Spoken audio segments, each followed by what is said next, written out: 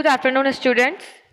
आज हम ग्रामर का क्लास 4 चैप्टर नंबर 1 देखेंगे। चैप्टर है स्टडी ऑफ सेंटेंसेस। आप लोगों को पता है ये सेंटेंस क्या होता है? जो मैं अभी बोल रही हूँ हिंदी में, इंग्लिश में, जो भी हम पूरा एक वाक्य बोलते हैं सेंटेंस वो होते हैं, लेकिन सेंटेंस की कंडीशन होती है कि सेंटेंस में जो हम लोग वर्ड्स चूज करते हैं वो सही ऑर्डर में होने चाहिए, उनका ऑर्डर सही होना चाहिए जिसका एक कंप्लीट सेंस निकले। तो सेंटेंस जो होता है इंग्लिश में वो होता है is a group of words that makes complete sense, जिसका एक मतलब निकलना चाहिए। जैसे कि अगर मैं बोलूँ माय नेम इज, जो भी आपका नाम है, अगर अपन माय नेम इज करके बोलें, या मैं बोलूँ दिस इज माय नेम, वो भी चलेगा, जो भी आपका नाम है। एग्जाम्पल लेते हैं अपन, माय नेम इज साक्षी। समझ में आता है कि भाई मेरा नाम साक्षी है। मैं बोलूँ साक्षी इज माय नेम साक्षी, तो इसका जो ऑर्डर वर्ड्स कौन से यूज आ रहे हैं, माय नेम इज और साक्षी। अब आपको अरेंज करना है इसको एक कंप्लीट सेंस में, दैट इज कॉल्ड सेंटेंस। वो हमारा सेंटेंस होता है, ठीक है। तो हम पढ़ना स्टार्ट करते हैं। इसके अंदर आप देखिए first line, the sentence is a group of words that makes a complete sense, जिसका कोई मतलब निकले वो सेंटेंस होता है। आगे बोल रहा है ये, रिमेंबर पॉइंट ये है, first point, a sentence begins with a capital letter. एक सेंटेंस जब खत्म होता है तो हम वहाँ पे फुल स्टॉप पुट करते हैं, ये इंडिकेट करने के लिए कि हमारा एक सेंटेंस यहाँ पे खत्म हो चुका है। अब जब हम नेक्स्ट सेंटेंस स्टार्ट करेंगे तो वो कहाँ से स्टार्ट होना चाहिए? वो स्टार्ट होना चाहिए कैपिटल लेटर से, ठीक है। जैसे कि आप यहाँ पे देख पा रहे होंगे स्क्रीन पे अ लिखा हुआ है, अ कैपिटल लेटर से लिखा हुआ है। A sentence begins with a capital letter, ठीक है, फिर डॉट लगा हुआ है पीछे फुल स्टॉप। और बी पॉइंट इसका यही है कि a sentence with a full stop, a question mark और साइन ऑफ एक्सक्लेमेशन डैश, जो एक्सक्लेमेशन का साइन दे रखा है ये देखिए, ये एज रिक्वायर्ड। तो ये बोल रहा है कि सेंटेंस की भी टाइप्स पढ़ेंगे हम आगे, तो हमको सेंटेंस जब खत्म होता है ना तो पीछे जो साइन लगा हुआ होता है उससे हमें समझ में आ जाता है कि ये सेंटेंस किस टाइप का है। फिलहाल तो हम खाली इतना समझेंगे कि सेंटेंस खत्म होना चाहिए फुल स्टॉप से, इसका मतलब हमारी बात यहाँ पे खत्म हो चुकी है, ठीक है। नेक्स्ट इसका है, in a sentence a group of words should be arrange in a particular order.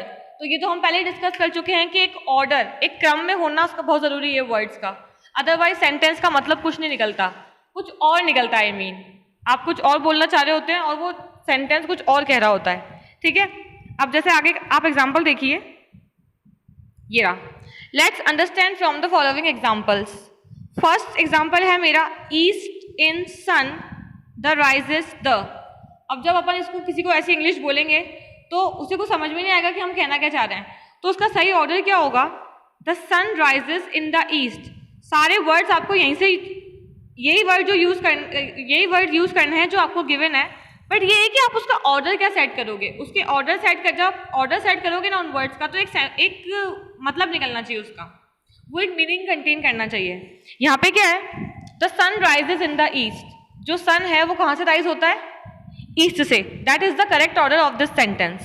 Second sentence is the is India Delhi capital of. Incorrect है ये, इसका करेक्ट ऑर्डर क्या होगा? Delhi is the capital of India, ठीक है। India की capital क्या है? दिल्ली, या दिल्ली इंडिया की कैपिटल है, दोनों ही मतलब हो सकते हैं इसके। Moving on, third, an animal big is a elephant. कोई मतलब नहीं निकल रहा इसका, लेकिन जब मैं इसको ऑर्डर में सेट करूंगी तो ये क्या हो जाएगा? An elephant is a big animal. जो एलिफेंट है वो क्या है? एक बड़ा एनिमल है, ठीक है। नेक्स्ट है, Agra my brother lives in. Incorrect order है, इसका करेक्ट ऑर्डर क्या हो जाएगा? My brother lives in Agra. मेरा भाई कहाँ रहता है?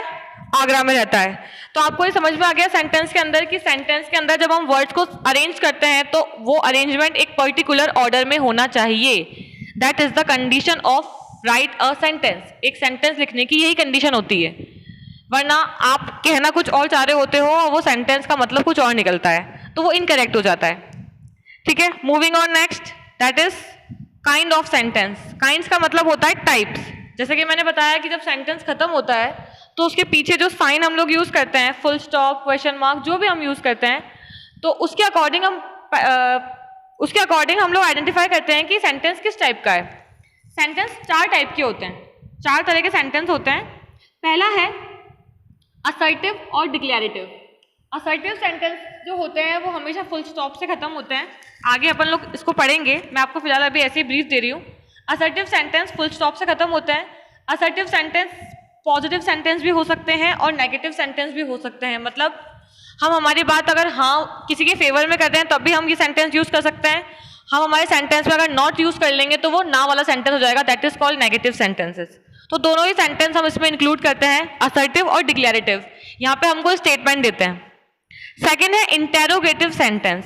इंटेरोगेटिव सेंटेंस के पीछे हमेशा आपको क्वेश्चन मार्क मिलेगा, तो आप पहचान सकते हो कि हाँ भाई ये इंटेरोगेटिव टाइप का सेंटेंस है। इसका मतलब सेंटेंस में जो भी सेंटेंस यूज करेगा वो आपसे कुछ पूछना चाह रहा है, ये पूछने के लिए यूज होते हैं। इंपीरेटिव सेंटेंस जो होते हैं वो होते हैं ऑर्डर और कमांड के लिए, या आप जब किसी से रिक्वेस्ट करते हो like please shut the door, तो ये इंपीरेटिव सेंटेंस के अंदर आएंगे। लास्ट सेंटेंस फोर्थ टाइप का जो है आपके कोर्स में वो है exclamatory sentence.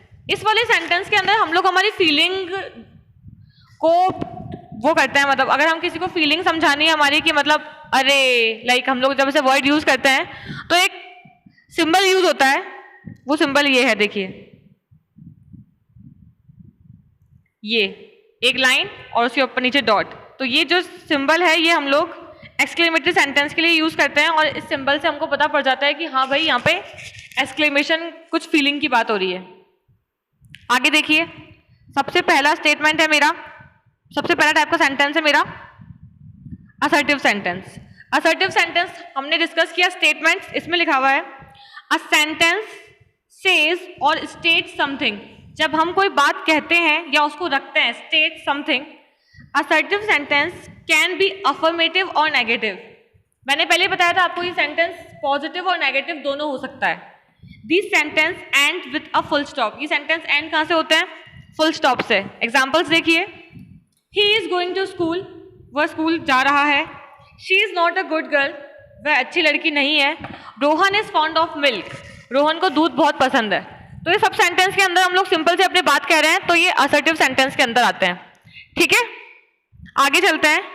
Interrogative sentences. Interrogative sentences के अंदर क्या है देखिए, मैंने आपको बताया था इंटेरोगेटिव सेंटेंस वो होते हैं जहां पे अपन कोई क्वेश्चन पुट अप करते हैं किसी से। तो उसमें लिखा हुआ है a interrogative sentence ask a question. हम लोग क्या पूछते हैं इसमें? क्वेश्चंस पूछते हैं। A question mark is placed at the end of every interrogative sentence. और हर सेंटेंस के एंड में क्या होता है, क्या मिलेगा हमें? एक क्वेश्चन मार्क, जिससे हम लोग उसको पहचान सकते हैं, आइडेंटिफाइड कर सकते हैं कि yes this is the interrogative type of sentence. Example है वेयर आर यू गोइंग, तुम कहाँ जा रहे हो? क्वेश्चन है, ठीक है। आर यू अ स्टूडेंट, क्या तुम एक स्टूडेंट हो? Question. How are you feeling now, अब कैसा फील कर रहे हो? ये भी हम लोग उससे पूछना चाह रहे हैं। तो ये सब के सेंटेंस किस टाइप के सेंटेंस के अंदर आएंगे? ये सेंटेंसेस इंटेरोगेटिव में। नेक्स्ट है इंपीरेटिव सेंटेंस। थर्ड टाइप का सेंटेंस है हमारा। इंपीरेटिव में क्या होता है? An imperative sentence makes an order, command or request. जब आप किसी को कुछ ऑर्डर दे रहे होते हो, जब किसी से आप मतलब किसी को कमांड दे रहे होते हो या किसी से आप रिक्वेस्ट कर रहे होते हो, तो इस तरह के सेंटेंस जो होते हैं वो हम कौन सी कैटेगरी में रखते हैं? वो हम रखते हैं इंपीरेटिव सेंटेंस की कैटेगरी में। Example same, shut the door, दरवाजा बंद कर दो, हम कमांड दे रहे हैं उन्हें। प्लीज, प्लीज लगा के तो हम रिक्वेस्ट ही कर सकते हैं, please bring me a glass of water, please मुझे एक ग्लास पानी दे दो। और थर्ड सेंटेंस है हमारा ऑलवेज स्पीक द ट्रूथ, हमेशा सच बोलना चाहिए। तो ये मैं क्या कर रही हूँ, ये मेरा कमांड, ऑर्डर, रिक्वेस्ट, इस तरह के सेंटेंस आते हैं। तो इसे हम कौन सी कैटेगरी में रखते हैं? इंपीरेटिव सेंटेंस में। नेक्स्ट सेंटेंस है हमारा लास्ट टाइप का, वो है एक्सक्लेमेटरी सेंटेंस। एक्सक्लेमेटरी सेंटेंस क्या होता है? Exclamatory sentences express some strong और सडन फीलिंग। ये सेंटेंस आपकी फीलिंग को एक्सप्रेस करते हैं। एन एक्सक्लेमेशन मार्क, एक एक्सक्लेमेशन मार्क होता है, ये स्पेशल मार्क है, वो हम प्लेस करते हैं eight the end of every exclamation sentences और एक्सक्लेमेशन वर्ड। एग्जाम्पल देखिए, जब हम किसी की तारीफ करते हैं, how beautiful the girl is, मतलब कितनी सुंदर लड़की है, ये हमारी फीलिंग होती है, that is exclamation. What a beautiful picture, जब हमें कोई पिक्चर पसंद आती है या कोई तस्वीर है जो हमें पसंद आती है तो हम लोग ये बोलते हैं वाओ। तो जो वाओ है वो एक्सक्लेमेशन वर्ड के अंडर आता है। हुर्रे, जब हम लोग बहुत एक्साइटेड हो जाते हैं, तो जिस तरह की फीलिंग हम जब हम कोई मैच जीत जाते हैं, या मैच के लिए हम लोग यूज करते हैं, लाइक इसने वर्ड यूज करा है hurray we won the match, कि हम मैच जीत चुके हैं, तो ये किस में आता है? एक्सक्लेमेशन के अंदर। तो इसमें हमने क्या पढ़ा?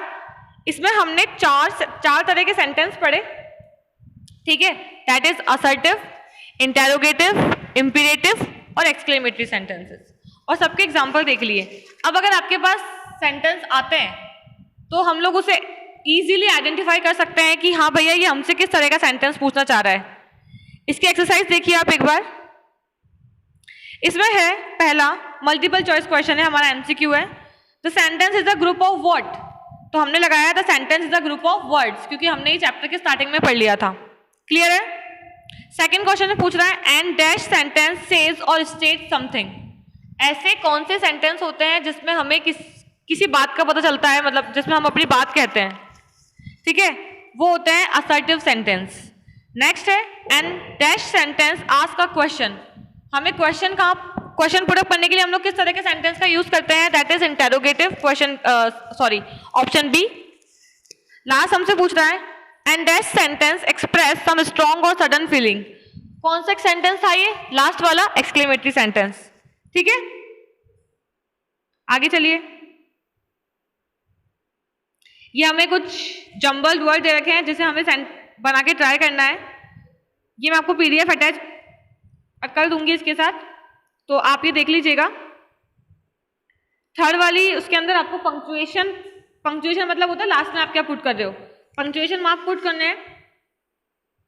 पहला है व्हाट इज योर नेम, तो क्वेश्चन मार्क पुट हुआ इसके आगे। इट इज माई फेथफुल पेट, तो उसके अंदर ना तो ये क्वेश्चन पूछ रहा है, ना ही हमें ऑर्डर दे रहा है, ना ही किसी सडन फीलिंग के अंदर आएगा। तो ये किस में आएगा? ये आएगा असर्टिव सेंटेंस में। तो मैंने पीछे सिंपल सा एक डॉट पुट कर दिया है, that is full stop. Nisha is going to Mumbai, simple assertive sentence. What a beautiful building, exclamatory sentence. Do not play on the road, ये इंपेरेटिव के अंदर आएगा क्योंकि वो उनको कमांड दे रहे हैं कि हमें रोड पे नहीं खेलना चाहिए या मत खेलो। Are you going to America, वो पूछ रहा है हमसे, क्वेश्चन पुट अप कर रहा है कि क्या तुम अमेरिका जा रहे हो, तो मैंने पीछे क्वेश्चन मार्क पुट किया है। Delhi is the capital of India, ये हमारे उसमें भी आया था, आगे चैप्टर में भी आया था एग्जाम्पल में, तो मैंने डॉट पुट किया है। May God bless you my son, simple dot. आपकी लास्ट एक्सरसाइज है read the following sentences and write the kind of each sentence. हमें सिर्फ पढ़ के सेंटेंस का टाइप बताना है। First is she is not my class teacher, ये किस में आएगा? नेगेटिव में, क्योंकि यहाँ पे कौन सा वर्ड यूज हो रहा है? नॉट वर्ड यूज हो रहा है यहाँ पे, ठीक है। नेक्स्ट है a car has 4 wheels, car के 4 पहिए होते हैं, सिंपल कुछ स्टेट कर रहा है, that is assertive. Who has broken this glass, ये ग्लास किसने तोड़ा है? इंटेरोगेटिव, क्योंकि वो पूछ रहा है। Please help me right now, तो वो उनसे रिक्वेस्ट कर रहा है कि अभी मेरी हेल्प करो, तो ये किस में आएगा? इंपेरेटिव सेंटेंस में। आई लव माई कंट्री, मुझे मेरी कंट्री से बहुत प्यार है, assertive sentence. What a lovely child, आपको उसके पीछे मार्क दिख रहा है एक्सक्लेमेशन का, तो ये किस में आएगा? Exclamatory sentence. Alas mister Gupta is dead, तो वो दुख यहाँ पे अपना एक्सप्रेस कर रहा है, तो यहाँ ये आएगा एक्सक्लेमेटरी सेंटेंस में। तो हमारा फर्स्ट चैप्टर जो है इसी के साथ कंप्लीट हो गया है सेंटेंसेस के बारे में, जिसमें हमने सेंटेंसेस पढ़ लिए, काइंड ऑफ सेंटेंसेस पढ़ लिए और कुछ एक्सरसाइज देख ली, ठीक है। इसकी पीडीएफ भी मैं आपको सेंड कर दूंगी ताकि आपके लिए करना इजी हो जाएगा ये सेंटेंसेस। तो आई होप कि आपको सेंटेंसेस और काइंड ऑफ सेंटेंसेस समझ में आ गए होंगे। तो प्लीज इसे स्टडी कीजिएगा और समझने का वापस ट्राई कीजिएगा खुद से पढ़ के एक बार। Thank you, have a good day.